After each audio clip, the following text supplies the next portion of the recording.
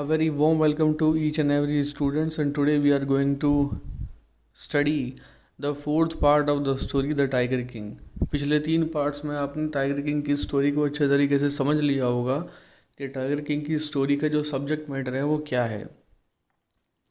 मैं आपको तीनों पार्ट्स का एक नट शेल में दोबारा आपको बता देता हूँ ताकि आप पिछली स्टोरी को इस नए पार्ट के साथ कनेक्ट कर पाएँ। टाइगर किंग के बारे में आप ऑलरेडी पढ़ चुके हैं कि टाइगर किंग जब पैदा हुआ था तो मात्र 10 दिन का बच्चा था जब उसने पहला शब्द बोला था, और एस्ट्रोलॉजर्स ने उसके बारे में एक भविष्यवाणी की थी कि उसको टाइगर से खतरा है, टाइगर उसकी मौत का कारण बनेगा। हालांकि that was not a big deal, लेकिन टाइगर किंग ने ये निर्णय लिया कि वो टाइगर को ही ख़त्म कर देगा। इससे पहले कि टाइगर उसको मारे वो टाइगर्स को ही ख़त्म कर देगा। और इसीलिए जैसे जैसे वो बड़ा होता है तो टाइगर्स के लिए उसका फैसिनेशन बढ़ता जाता है, और जब वो अपने किंगडम का होल सोल करता धरता बन जाता है तो अपने जो किंगडम है उसके अंदर वो टाइगर्स पर बैन लगा देता है, शिकार पर, केवल खुद को छोड़कर। अब ऐसी स्थिति में क्या होता है कि एक ब्रिटिश ऑफिसर होता है जो उसके किंगडम में शिकार खेलना चाहता है, लेकिन वो उसको मना कर देता है। अब उसके राज्य पर खतरा मंडराता है कि उसका राज्य अब उसके हाथ से चला जाएगा। तो उसकी जो वाइफ होती है वो उसको एक्सपेंसिव गिफ्ट भेजता है और तब जाकर के उसका राज्य बच जाता है। हालांकि उसको खर्चा बहुत करना पड़ता है, लेकिन उस बात को खुशी होती है कि उसका राज्य बच गया। तो यहाँ तक क्या है कि थर्ड पार्ट की स्टोरी थी, और अब हम इससे आगे कंटिन्यू करते हैं in our fourth part. The Maharaja's tiger hunts continued to be highly successful. Within 10 years, he was able to kill he was able to kill 70 tigers, and then an unforeseen hurdle brought his mission to a standstill. The tiger population became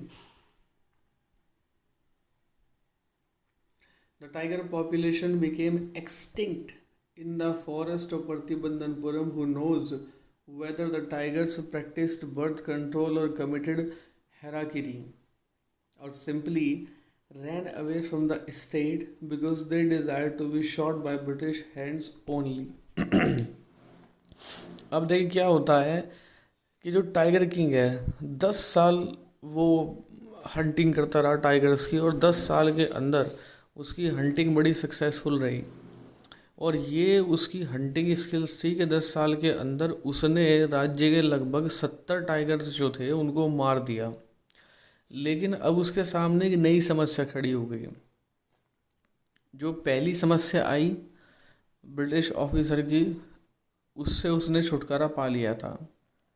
उसके बाद दूसरी समस्याएं आई, उनसे भी छुटकारा पा लिया था। लेकिन अब ये जो समस्या थी ये बड़ी नेचुरल समस्या थी, क्योंकि टाइगर्स का जो एक पूरा एक टाइगर्स की पूरी एक जो नंबर ऑफ टाइगर्स उसके राज्य में कम हो रहे थे। ये जाहिर सी बात है कि जब आप एक बड़े स्तर पर किसी इकोसिस्टम में प्रकृति के साथ आप छेड़छाड़ करते हैं, और because as you know that tiger is the part of our ecosystem, तो आपने टाइगर्स को इतने बड़े स्तर पर, इतने बड़े स्केल पर आपने टाइगर्स की हंटिंग की, तो उनकी संख्या में गिरावट आना इट्स अ नेचुरल थिंग।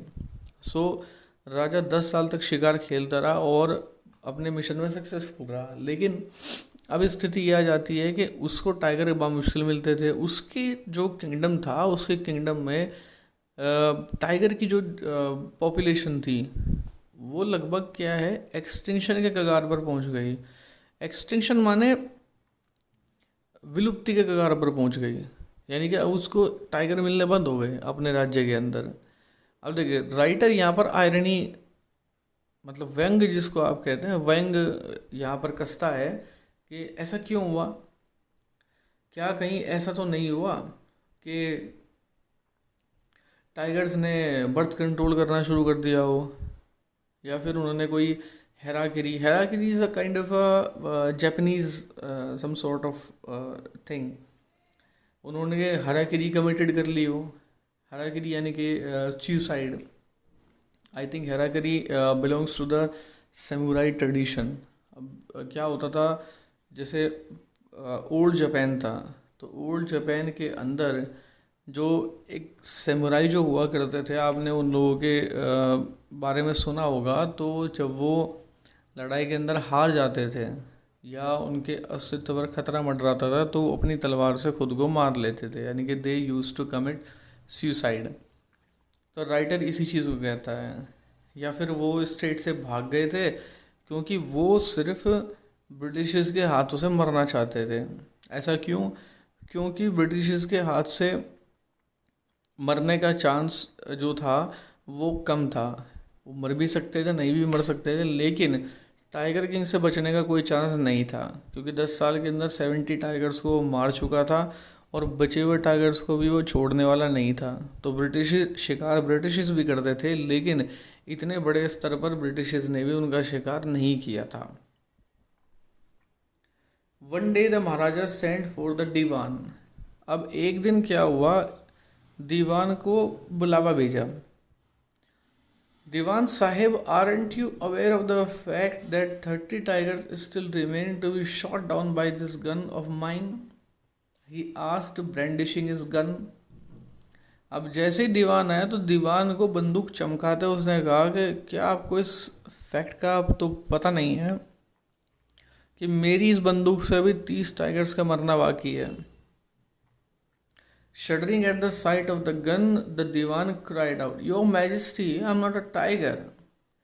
अब गन को अपने सामने देखकर दीवान कांप गया। उसने कहा कि महाराज, थोड़ा सा ध्यान रखे, मैं टाइगर नहीं हूँ।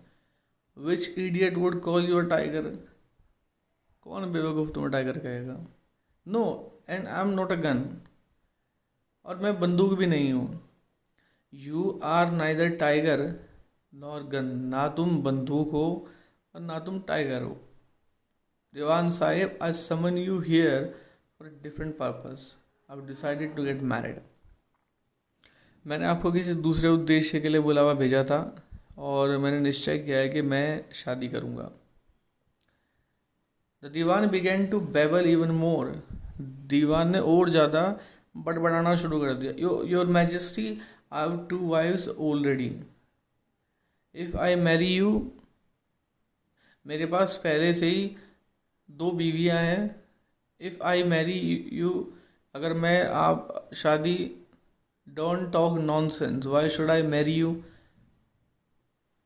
पागल जैसी बातें मत करो, मैं तुम्हारी शादी क्यों करवाऊँगा। What I want is a tiger, मुझे जो चाहिए वो बस टाइगर है। Your majesty, please think it over. Maharaj, इसके बारे में एक बार सोच लीजिए। Your ancestors were married to the sword. If you like marry the gun, a tiger king is more than enough for this state. It doesn't need a tiger queen as well. आपके जो पूर्वज थे वो तलवारों से शादी करते आए हैं। या actually in this particular sentence, sword symbolises the शिवलरी, यानी कि बहादुरी। एक जो राजपुताना जो स्पिरिट है, तलवार उसको यहाँ रिप्रेजेंट करता है। अब जनरली आप देखें तो तलवार से तो कोई शादी करता नहीं है, जैसे कि सेंटेंस के अंदर कहा गया है कि your ancestors were married to the sword. तलवार से तो कोई शादी करता नहीं। तलवार का मतलब ये है कि आपके ख़ानदान के अंदर जो शादियाँ हुई हैं वो राजे महाराजाओं के घर में हुई है, यानी कि एक राजपुताना जो ट्रेडिशन है उसमें शादियाँ हुई हैं। और कोई भी ऐसा नहीं है, अगर आप चाहें तो आप गन से शादी कर सकते हैं, यानी कि मॉडर्न जो चीज़ है उस मॉडर्न चीज़ से, मतलब मॉडर्न ट्रेडिशन से आप शादी कर सकते हैं। और एक जो राजा है वो इस स्टेज के लिए काफ़ी है।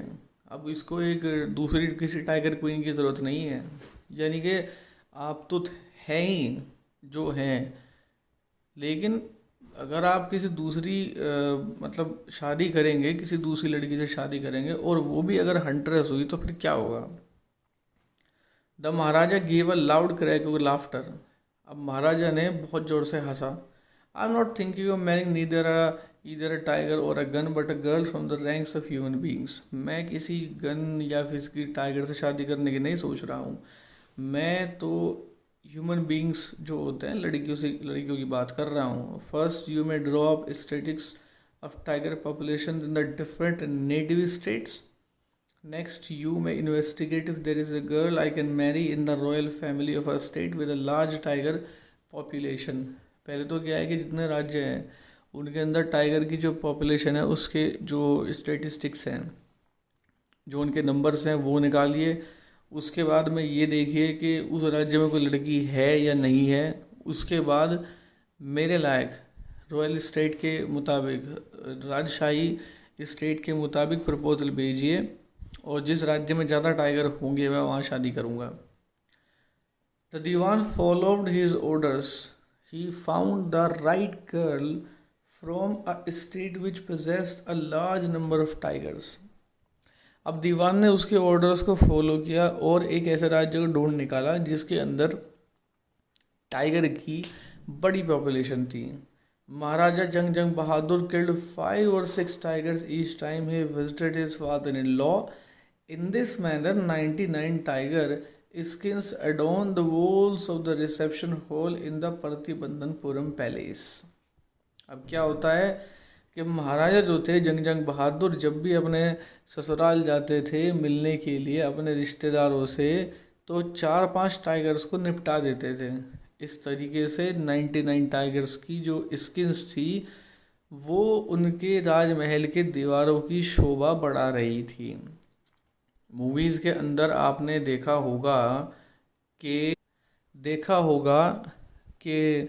दीवारों पर टाइगर की स्किन्स को टांग दिया जाता था ये दिखाने के लिए कि so and so person used to be a big hunter. But in the case of the Tiger King, undoubtedly he was a big hunter. He was a brave person, but his eccentricity was harming the ecosystem. अब वो जो उसकी destiny थी, he was trying to battle with his destiny. इस चीज़ के अंदर आप एक बात को समझ सकते हैं. That is also a question. Tiger king को ये तो पता था कि he is going to die one day and tiger will be the cause of his death. लेकिन चैप्टर के अंदर एक बात बड़ी इंटरेस्टिंग लगती है. चैप्टर के अंदर एक बात बड़ी इंटरेस्टिंग लगती है कि टाइगर किंग को इस चीज़ का पता होता है कि उसकी जो डेथ है वो टाइगर से होगी, लेकिन टाइगर को हंट करने के बजाय वो टाइगर से दूर भी रह सकता था. उसको हंट करने की आवश्यकता नहीं थी, वो टाइगर से दूर भी रह सकता था और एक जब नेचुरल टाइम आता तो फिर वो अपने नेचुरल डेथ मर सकता था. लेकिन यहाँ शायद वो अपनी डेस्टिनी से लड़ना चाहता था, इसलिए वो इस सब काम में लगा हुआ था. So this was the part 4th of our story, The Tiger King, and in our next video we will continue our story, The Tiger King, in the 5th part, and that would be the final part of the story, and we will conclude it and we will see what happens with the Tiger King in the end of the story. Does he succeeds in saving his life, or he just battling futile to save his life, or he cannot evade the destiny? We will come to know in the next part of the video. Till then, thank you very much.